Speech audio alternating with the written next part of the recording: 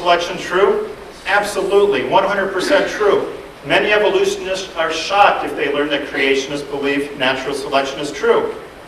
Is natural selection evidence that dogs have bacterial ancestors? No. No, very important. Once again, microevolution is true. Little changes, not macro. Dogs only have dog ancestors.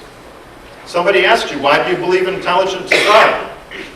I'll give a one-word answer. Design. Okay? So, somebody asked me that. This is what I tell them. They said, why do you believe in? Well, I believe in design. What do you mean by design? Everybody look at the back of your hand. You'll see a vein popping out if you're lucky. I'd like to ask an atheist this polite question. How many miles of blood vessels do you think are in the human body? They might say, oh, I don't know. Well, just take a guess. They might say 2 or 3. The answer is 60,000 miles. You have 60,000 miles of blood vessels in your body. So I politely ask an atheist, what's your best explanation of how we got a piping system of 60,000 miles in our body? Is that the result of intelligent design or chance? The most likely answer I get? Well, nobody knows for sure.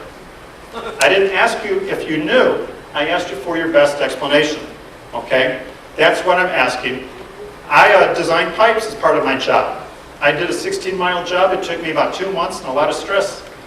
60,000 miles, I can't even comprehend the design involved in that. How many miles again? 60,000. Enough to circle the earth 2.5 times. That's a lot of piping. What's that? Mount Rushmore. Suppose I had a tour group of people from China. They didn't know anything about Mount Rushmore.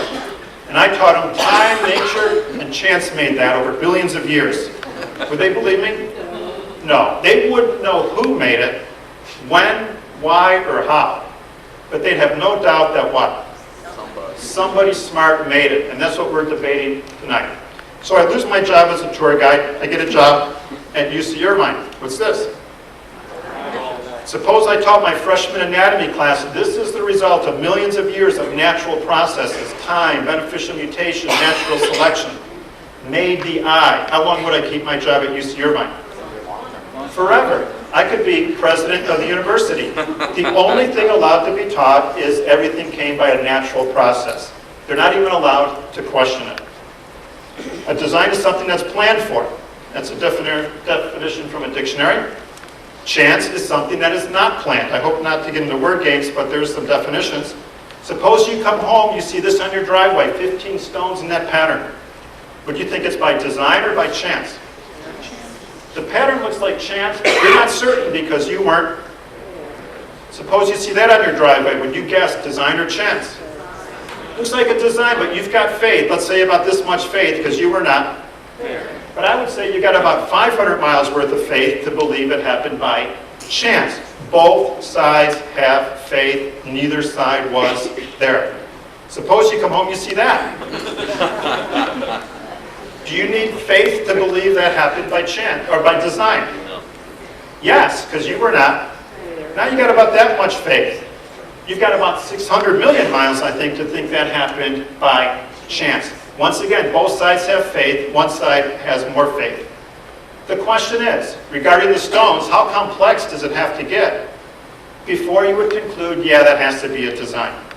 Let's talk about you real quickly. You've got 75 trillion cells. They're all in the right place. You don't have bone cells on your eyeball, hair cells in your spine. Each cell cranks out 100,000 reactions per what? I did the math for you. That's a big number. 75 followed by 17 zeros. Every second of your life, your body cranks out that much chemistry. Question, how complex does a human body have to get before you would conclude that's a design? That's plenty complex for me to admit that has to be designed. Those are little hairs in your ear. Sound travels in waves, they wiggle these little hairs. At the bottom of the hairs is a nerve. The nerve converts the movement to electrons. The electrons go to your brain. Your brain processes the electrons to produce sound. This is only one little detail in your body. That's fantastic design. I don't know how much evidence somebody would need if they were open-minded, okay? And that's my goal. Sometimes people say no real scientists believe in creation. Not true. This guy has a PhD in genetics, one of the world's leading experts in genetics. He teaches at Cornell. He believes in design. He invented the MRI machine. I'm going to go faster here. You got this handout. I would have loved to have seen this in high school. I thought if you loved science, you had to love the theory of evolution. Not true at all. Thousands of PhDs believe creation is true. This is one of my favorite slides. What do these guys have in common? They're all Major League ball players, and they've all been operated on by Dr. Louis Yoakum. I blew my knee out playing volleyball. He was my doctor. Very, very nice man. He was teaching me how the knee works. I asked him a question, and he's probably the leading expert on knees in the whole country, because every baseball team sends their players to him. I said, Dr. Yoakum, do you think the knee is the result of design, or do you think it's the result of chance? The leading expert on knees in the country politely smiled and said, that's a design. It's not even an issue to him. He's convinced it. He knows knees. So real quickly, scientific evidence for creation. The first law of thermodynamics, the universe did not appear from nothing. The second law of thermodynamics, the universe is dying, it's finite and decaying. The law of biogenesis, life comes from life. Design, 60,000 miles of blood vessels is enough for me. Genetics, biochemistry, zoology, that means people make people, apes make apes. And real quickly, questions for Phil. How did the universe originate? What's your best explanation? How did life originate? What is your best explanation? Do you really think 60,000 miles of blood vessels is the result of chance or design? And do you think humans have bacterial ancestors? Okay, thank you. Sorry I went over.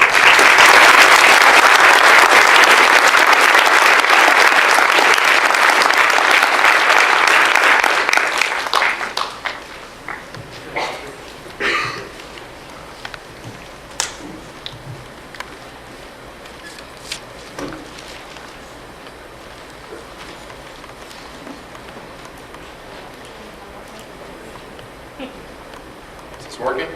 Yes. Okay. Hello, my name is Philip Sornfeld. I'd just like to say thank you to everyone for showing up. Thank you for inviting me here, Bill. Thank you, Pastor Brad, everyone who helped get involved in this. I appreciate it very much. I'd just like to say at the outset that I will try to make this as entertaining, as informational as possible. This is my first debate. It's really my first public speaking appearance ever. So I unfortunately can't be as polished and smooth as Bill, but I will attempt to make it informative. Just a quick background on myself. Like Joel said earlier, I'm 24, I'm a college student, currently majoring in mathematics. I grew up as a Christian, went to church regularly until the age of 10 or 11 roughly, after which we stopped attending church, however, all collectively espoused to believe in God.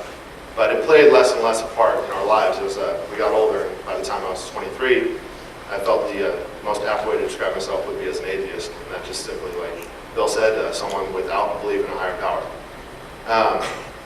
One thing I wanted to point out before I get started is I just wanted to mention that most of the things that Bill talked about don't count as evidence for creationism. Most of what he discussed falls under the two categories. Either he can't believe how it could have occurred naturally, or it's way too complex. Therefore, he, quote, sees design in it. These don't count as arguments for creation for a couple of reasons. First and foremost, you can't test it. There's no way to falsify those claims, because you can't test what a creator would do. As an autonomous figure, he can do whatever he wants. So however he decides to create the universe, the earth, the planets, whatever he decides to do, you can't test for that. That's just something I wanted to point out at the beginning, is that most of the slides he discussed fall under those categories, not evidence for creationism. That's a conclusion he makes because he doesn't buy into the evolutionary theories or hypotheses. Just real quickly about science itself, like I said, the big thing that's lacking in the creationist model is experimentation, falsification. He makes observations. He's very intelligent. He sees all this complexity in the cells and in life in general, and he makes these observations and concludes without testing anything, without testing to falsify his hypothesis. He concludes that a creator must have been responsible for it. But unfortunately, science, in order to progress, you need to be able to falsify your claim. You need to be able to say this was wrong, therefore we can discard it and converge on the truth. If you leave creation on the table, it can